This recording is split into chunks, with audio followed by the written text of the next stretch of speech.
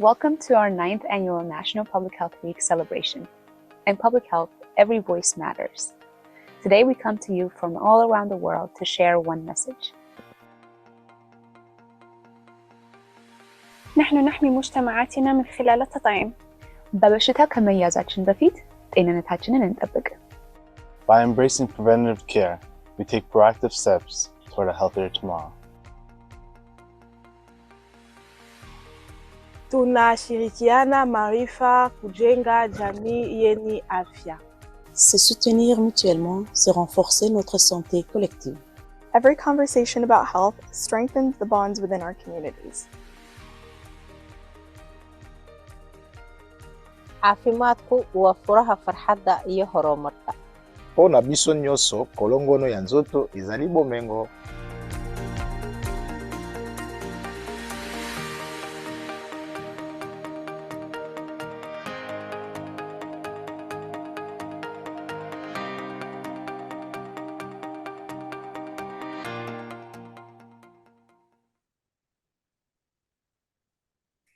Without further ado, I want to pass the floor to our amazing guest speakers today, Molly and Rebecca.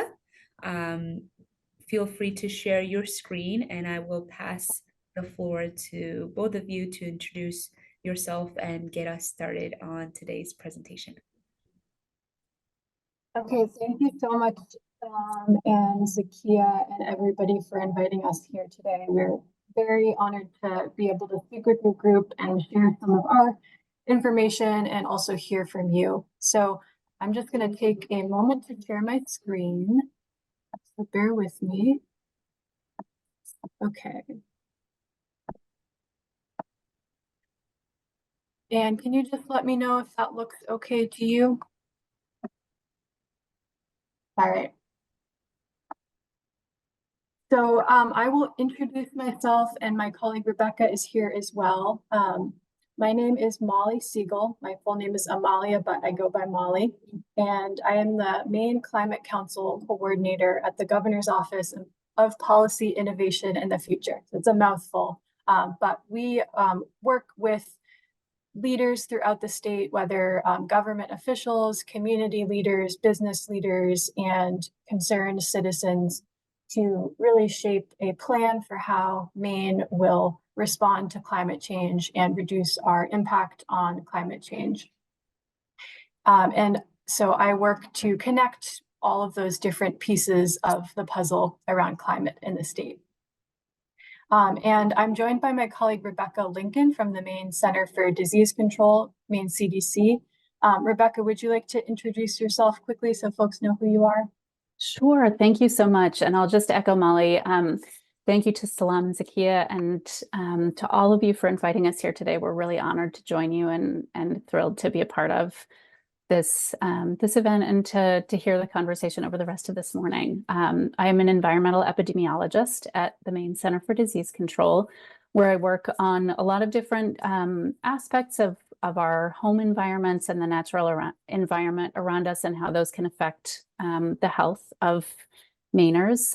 But one of the things I work on that I'm most invested in and really excited to talk to you all about today is our climate and health program at Maine CDC, where we work to understand how a changing climate can affect Mainers' health and what Maine communities and people and state agencies like ours can do to prevent those health impacts and help communities and people to become more resilient to the harmful effects of climate change. So I'll turn it back to Molly, and I really look forward to the conversation and your questions. Great. Thanks, Rebecca. So I was speaking with Salam and Zakia right before this and just reflecting that it is really wonderful to see organizations like the New Mainers Public Health Initiative talking about climate change and climate impacts and really going into the intersection between those issues, because that is something that the Maine Climate Council is very concerned with. And we want to understand what are the impacts on a community level, and hearing about all of the things that you all do as community health workers to support people in your communities we talk a lot about community resilience in relation to climate change, but really community resilience is everything that helps to support our community members. And so it's just wonderful to hear about the holistic supports that you are a part of providing for your communities. So for our presentation today, we're going to share some information, and we also want to hear from you. So it's going to be a little bit of a conversation back and forth. We really appreciate hearing from people about what's important to their communities. So we'll be asking you some questions related to climate change, and then also some questions related to what is important to you that might not be climate change, because we realize that communities have other concerns and priorities in addition to climate.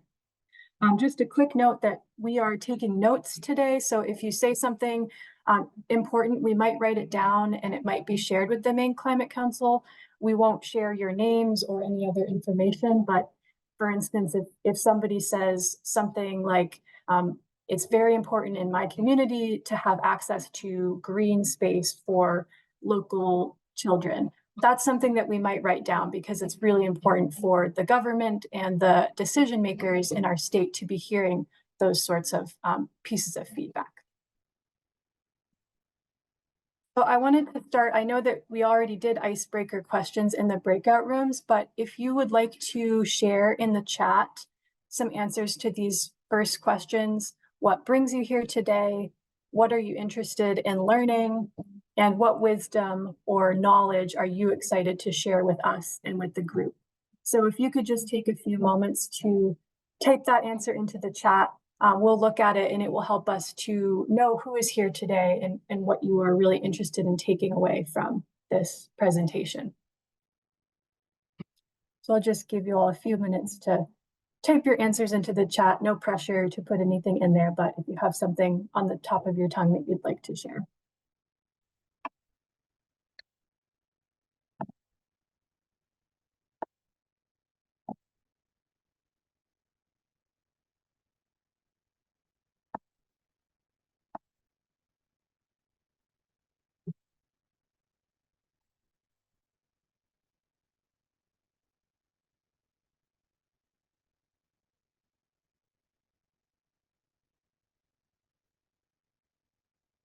Great. I see one answer wanting to know more about climate change. I want to know more about how we can help our Earth thrive. Yes, love that. Would love to see some more answers if you all want to type those into the chat. And then while you're thinking about that, I would also like to ask, what does climate change mean to you? And for this one, I wonder if a few people might want to raise their hands and answer this question live, not in the chat. So does anybody want to share from your individual perspective, what does climate change mean to you? It's a very broad question. There could be many, many answers. There's no right or wrong answer.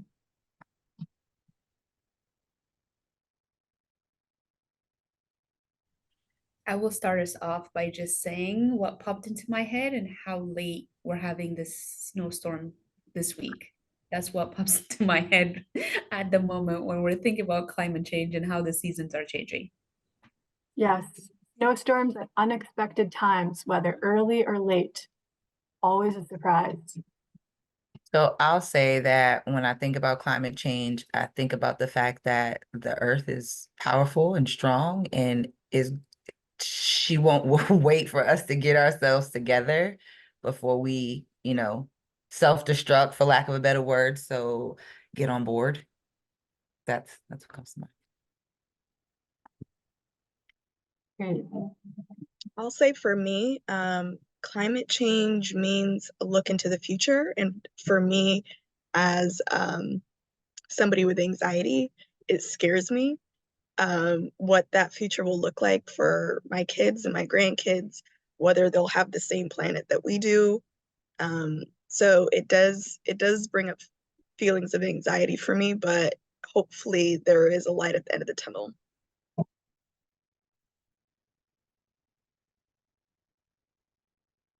Great, thanks. And I love hearing some echoes of, I think, things that will come up later in our presentation. So anxiety, we will touch on that. That is very much at the top of people's minds.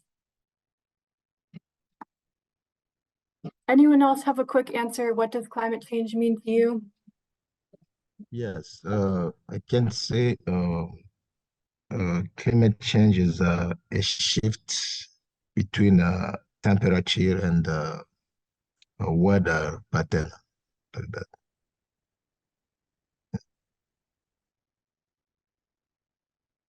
Yes, yes. So climate change is changes in temperature and also weather. So there's so many intertwining impacts that it is our job as the Maine Climate Council to help people understand. And that's part of why we're here today. Thank you so much for your answers to those questions, and feel free to continue typing things in the chat. We will absolutely look at those later and keep those as reminders of why people came here today. So every community experiences climate change in a different way. Your own understanding of climate change is very much shaped by where you live, what impacts you've experienced, and your own conditions, economic conditions, and social conditions. And your experience is a very important part of the solutions to climate change. I think we already touched on this a little bit. What does climate change look like in your community? Does anybody else want to share a specific example? I know we talked about snowstorms, but I see in the chat, yeah, climate change means water quality and certain diseases in the community that might be more prevalent. Anybody else have anything to share about a climate impact that specifically your community has experienced? Yeah, I can jump in and talk about the recent flood. I think my community was not ready for that because it was forcefully they were forcefully kicked out of their home because personally, I see where they're coming from because we have experienced climate change firsthand back home, but not in America. So we don't have this concept that it can happen here. And when the flood happened, the lights have to turn off, and literally they were kicked out because we weren't ready. And that kind of hit me hard because we have experienced lake drying back home. We have experienced the worst you can think of. But for some reason, we don't think that it can happen here or in Maine or in the United States or the first world. I don't know, but that concept is so foreign to many of us. Yeah, thank you for sharing. It looks like Solange has a hand up. Solange, would you like to share?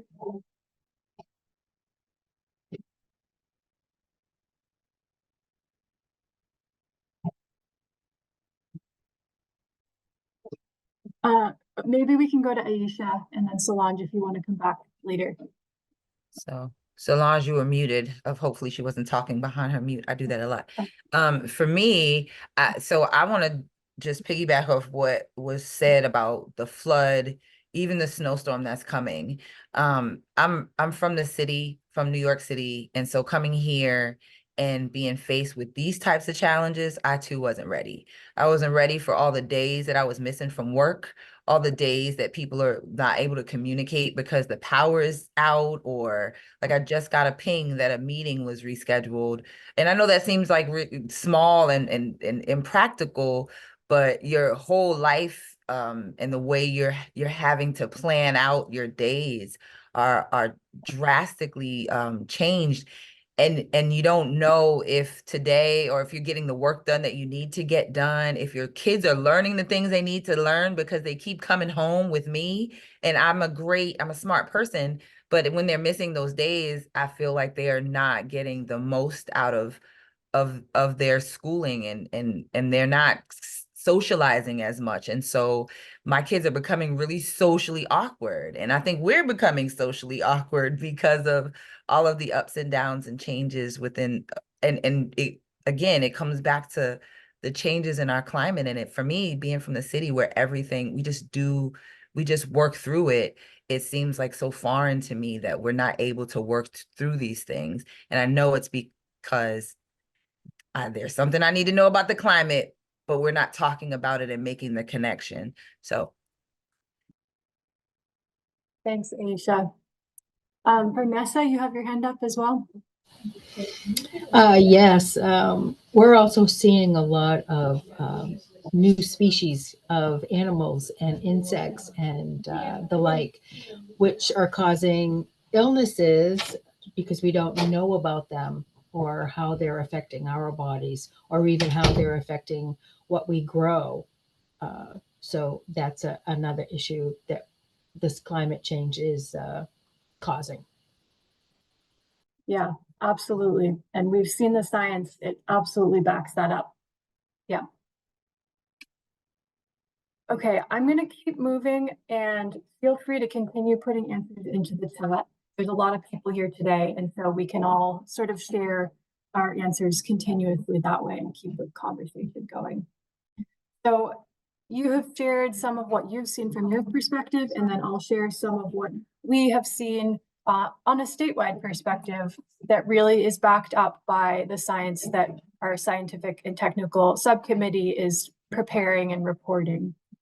Across Maine, climate change means many things. As folks have already mentioned, it means stronger storms, flooding, loss to buildings, and damaged public roads. These photographs are from, I believe, Stonington along the coast, and then from Jay, Maine, so a little bit more inland, where we saw some really extreme rainstorms this past summer.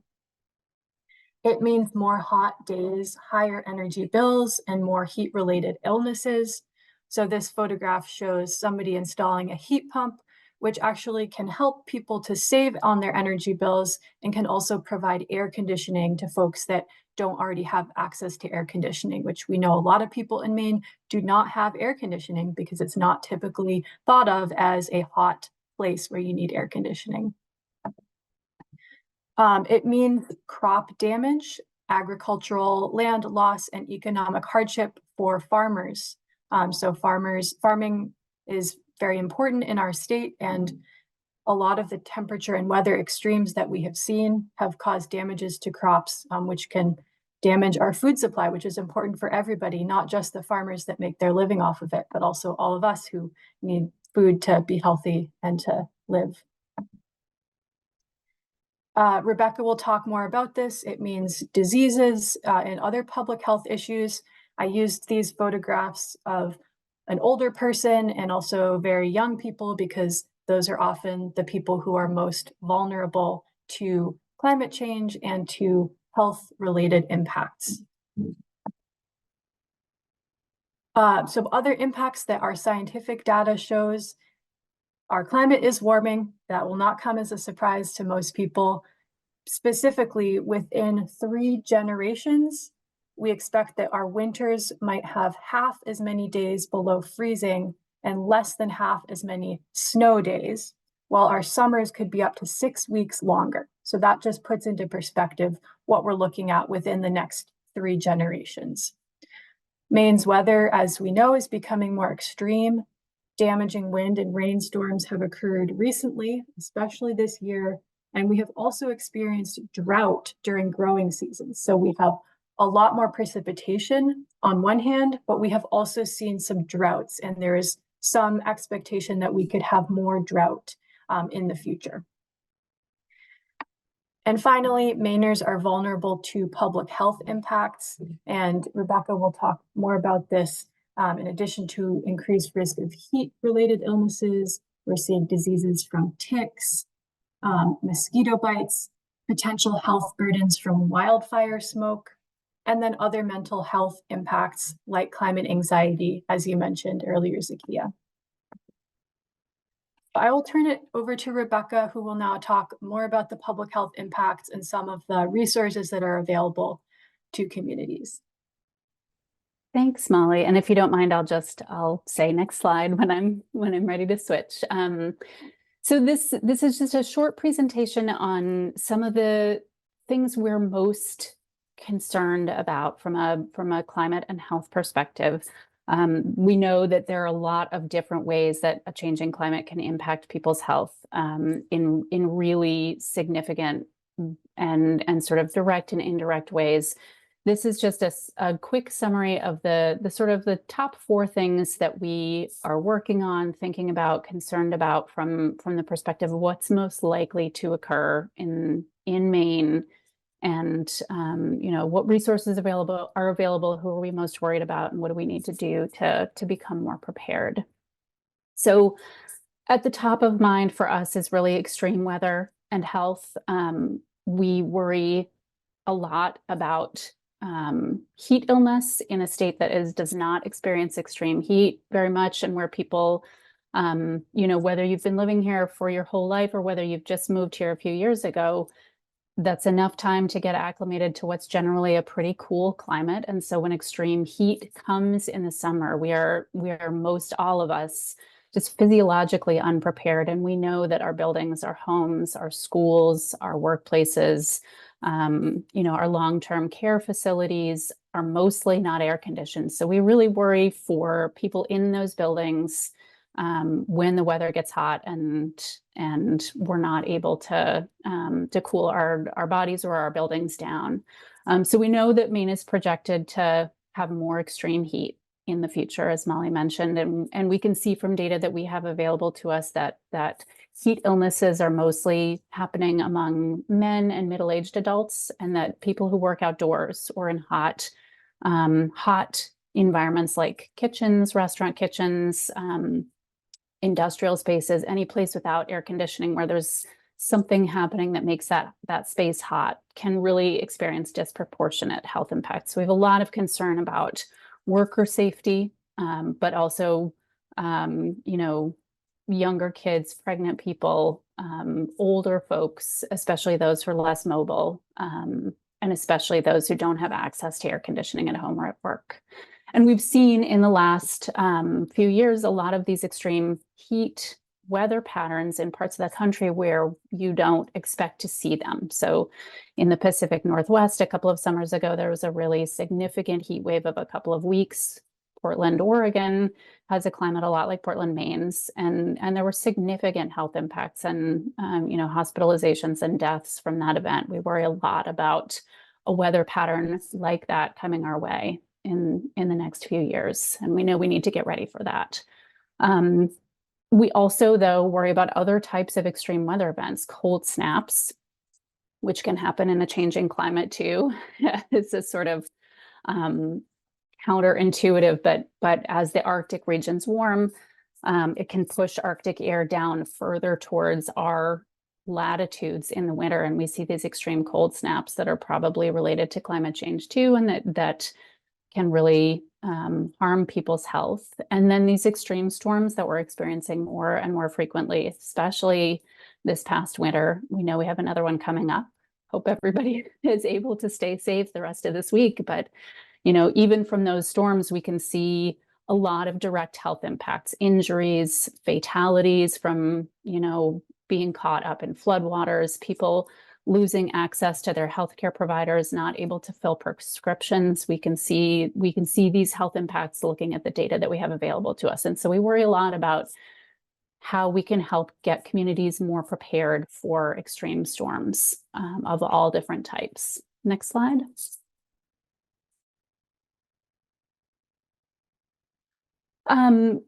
We also are learning more and more about the mental health impacts of a changing climate and how that can have sort of direct and indirect effects.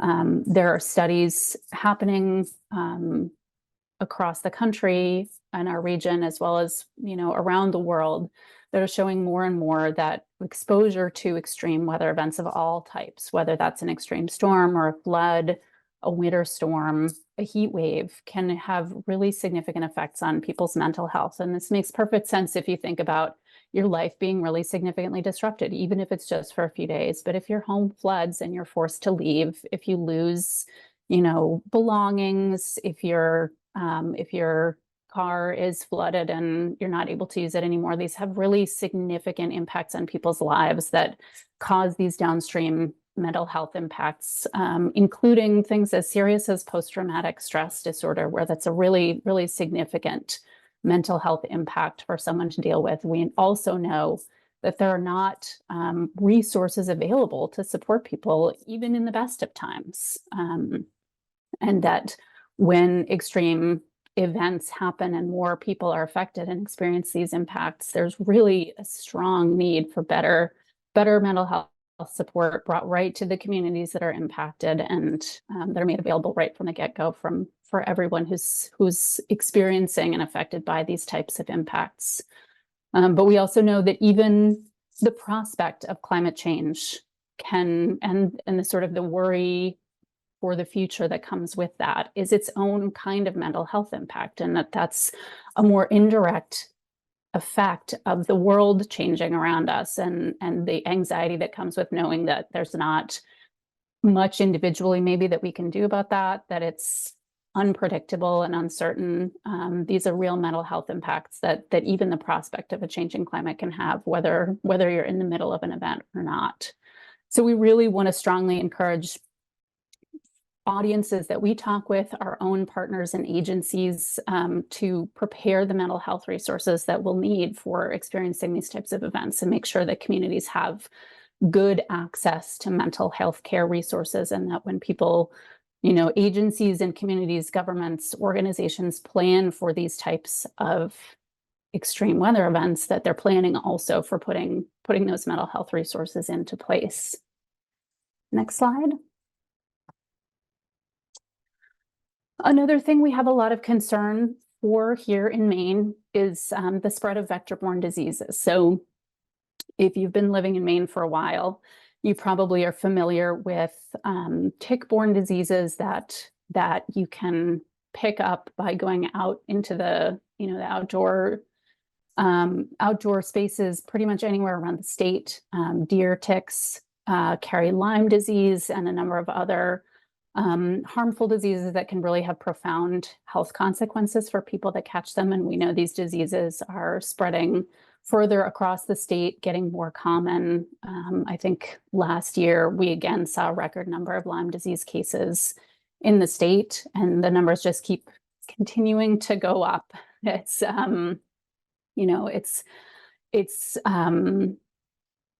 concerning to see diseases that we're aware of increase, and we are doing our best to get resources and education out to folks about how to protect themselves from these tick exposures, even while they're, we want to make sure that people continue to enjoy the outdoors and, be able to hike and spend time in outdoor environments. We know that's really good for people's health, but we want to make sure also that people know how to prevent tick bites. It's a lot of these diseases are a mouthful. We also want to make sure that we as a state are preparing for new kinds of diseases to come into our region as the weather warms and the climate, especially warmer winters, make our environment more friendly for other kinds of mosquitoes and ticks from further south of us that we know carry different diseases that we're not used to. And so we're very carefully watching for tick and mosquito-borne diseases that we know are an issue further south of us, and continuing to look out for those diseases that they carry in humans. But for these health impacts, the most important things that we can share with people is how to protect themselves from ticks and mosquitoes when they're out enjoying the outdoors. And that is mostly about using EPA approved insect repellents like DEET or picaridin, oil of, I'm going to get this wrong and I'm going to have to look it up. There's an oil of lemon eucalyptus, I think, that's another approved one. And once I finish up, I'll share some links in the chat so that we can get those resources out. But really the most important thing is preventing these bites while you continue to enjoy the outdoors, covering up and using these approved insect repellents. Next slide. Finally, one thing that we're most worried about in the future is impacts on our air quality. Maine, for the most part, compared to a lot of our neighbors further south of us and in more populated, more dense urban areas, our air quality is really good. We do not have a lot of problems here with, particulate air pollution, with ozone, but as the environment around us and in our region changes, this can change as well. And we know we had a little bit of an experience last summer with wildfire smoke impact from Canada, where there were some, advisories for folks a couple of days this past summer for, recommendations to stay indoors and avoid exercise outdoors because of wildfire smoke in the area. What we experienced was just a taste of what the rest of the region really saw from those smoke events, where there were days where, schools were canceled in New York City and Boston, where the air quality was the worst in the world from some of these smoke impacts. So, this is another thing that we know is coming, that we know is going to be more frequent in future summers, but that we have this period now where we can prepare and get a better understanding of the potential health impacts, get ready to, share what we know with folks, make sure people have the resources and the equipment to keep themselves safe, depending on what the regional air brings our way.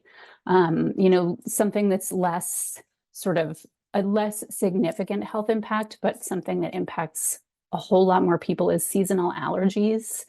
These are changing a lot too, and anybody that has a seasonal allergy knows that those ragweed seasons and those allergy seasons, especially in the fall, seem to be getting longer and more significant every year. We know we need to understand that better as the growing season changes and expands. And so we're working right now with DEP to try to get better data out, and available to the public for air quality impacts of all different types. Next slide. So just a little bit here about what Maine CDC is doing to help communities and people get more prepared for these types of impacts. We published a couple of tip sheets on heat illness prevention, one sort of for the general public and one specifically for kids. And I'll put all these links in the chat when we're finished here. We also do a lot of social media posting and surveillance. So in the summer, when we know there's going to be a period where the heat is going to be significant, where the Weather Service says this is, we're going into an extreme heat advisory period, we try to get out ahead of those events and post social media messages that tell people what they need to look out for, that help people identify heat illness, that give guidance on, restricting activities when it's most hot, sharing locations of cooling centers if people don't have air conditioning available to them, reminding people what the signs and symptoms of a heat illness are and what they should do if they find somebody that needs help. And then we also do put out press releases and health advisories. So folks are connected to Maine CDC's Health Alert Network. We often will put messages out through that channel with information on, community and individual steps to take to prevent these types of heat illnesses. Next slide.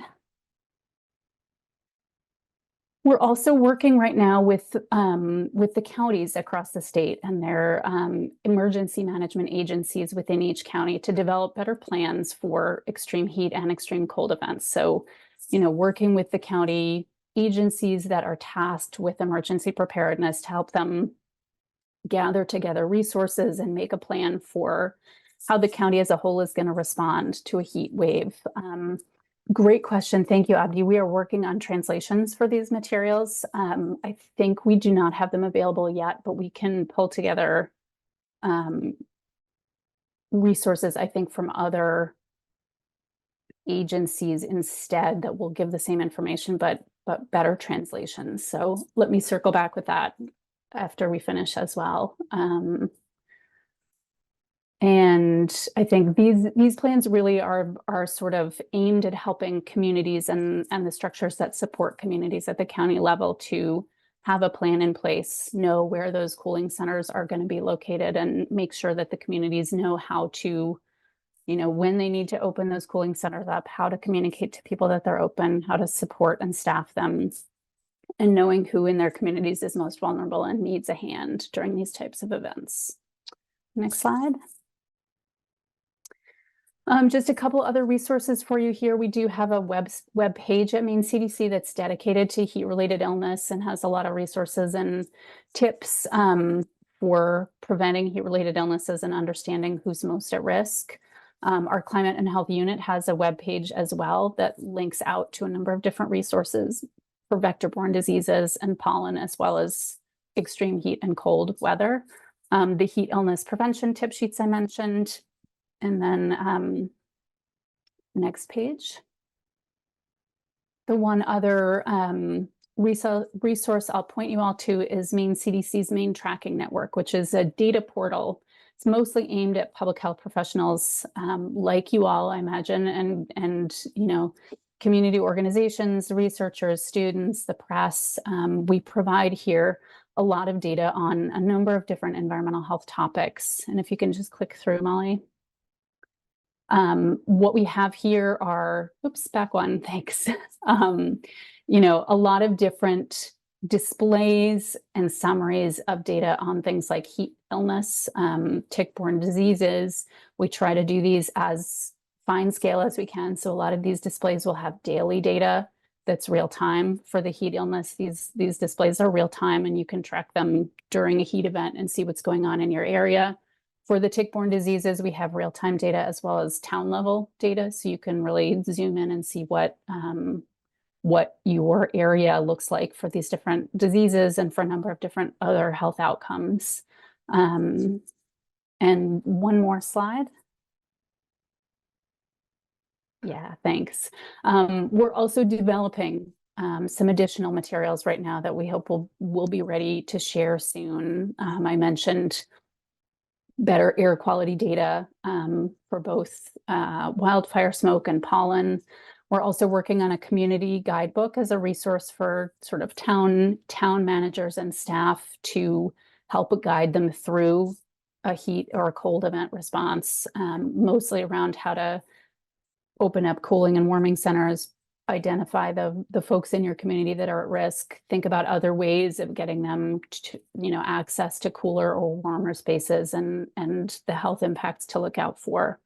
And additional communications materials. So for example, we recently heard a need for better education materials for folks that don't want to leave their homes when it's really hot and what can they do to stay cool.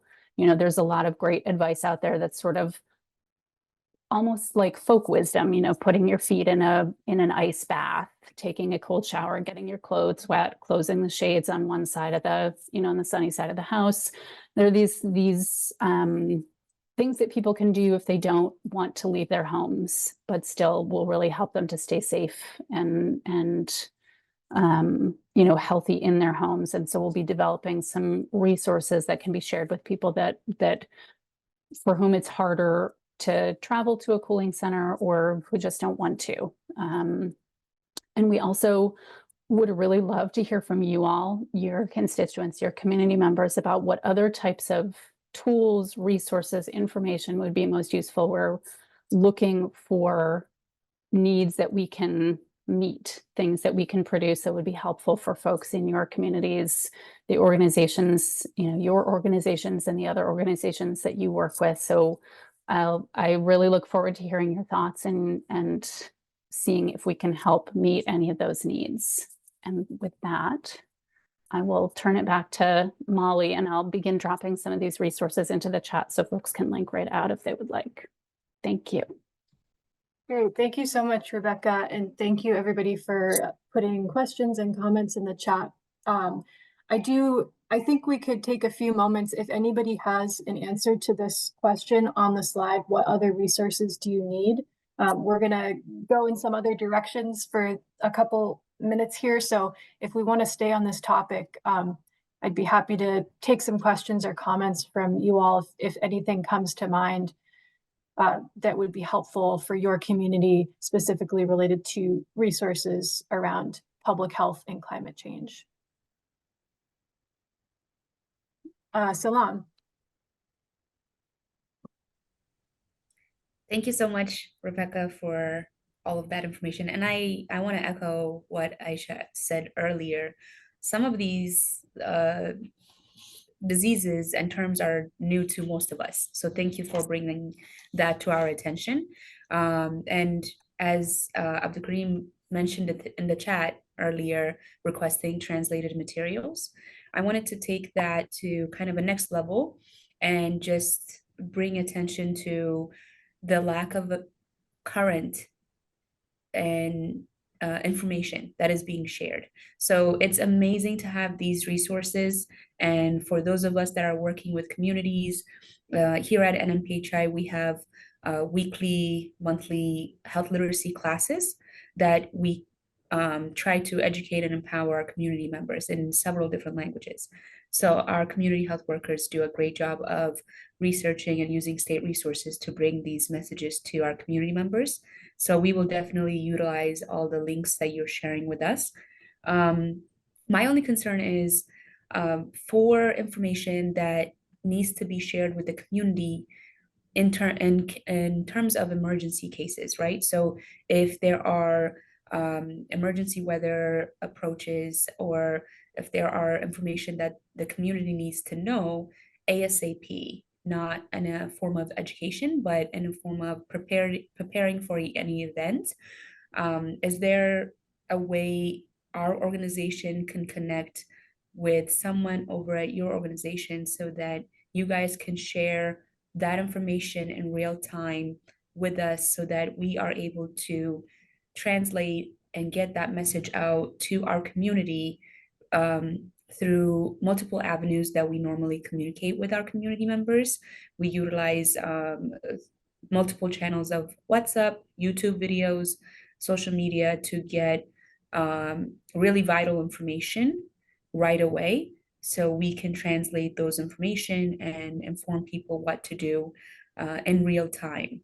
And I think the tragedies that we had gone through with the flood, it's really crucial for our community members that don't speak or write in English to get that information at the same time as mainstream Americans are getting news channels that is not quite available to them. So I wanted to kind of just ask you how we can be a resource and how we can get that real time communication between organizations and the state. That is a fantastic question. I'm so glad you asked it. Thank you, Salam. I think I would say, you know, I can share how things are right now from my perspective, but then I would also say, let's figure out better ways to broaden those communications, make sure the connections, you know, are there so that we can get timely messaging to you all in your communities immediately when it's needed. For the way things are right now, I would say a lot of what we do is through social media right now. And so for instance, we are just, as soon as, you know, I'm done here this morning, I'll be turning to a meeting with some colleagues in our communications and some other epidemiologists in our group to pull together some social media messages about safe, getting through storms and power outages safely the next few days, making sure people understand, about not using, alternate heating sources like charcoal grills in their homes if the power goes out, how to get access to resources if your power is out. A lot of that stuff we put out through Maine CDC's Facebook and Twitter channels. But then there are also more direct communication methods that we use. So the Health Alert Network is a great example. If you all are not signed up to receive those messages from CDC, it's pretty easy to do that. And I will drop a message in the chat for how to access that. It's just a listserv, essentially. It's a little more clinical in nature. What goes out is often sort of guidance for healthcare providers on what they need to do for COVID testing or for, looking out for measles or stuff like that. But it is also a place that we push messaging for extreme weather events when we think it's appropriate for that audience. In terms of going forward, I would say, we work a lot with our Office of Population Health Equity, and I saw Abdi Saeed is here, I think, still. So we are in good contact with those folks, although never as much, never as frequently or as much as we like to be. But we've been talking with him a lot lately about translations of materials, about better outreach to community organizations and a better presence in the community. And I think, depending on what communication channels already exist with, other arms of Maine CDC or other agencies or organizations, we can do a better job of connecting with them to make sure that you all are kept, immediately informed when there are events that deserve that kind of communication. And so, we'll make sure that we include those folks on our internal messages for event preparedness and stuff like that, and see if that's a way to get things out to you sooner and more completely, if that makes sense.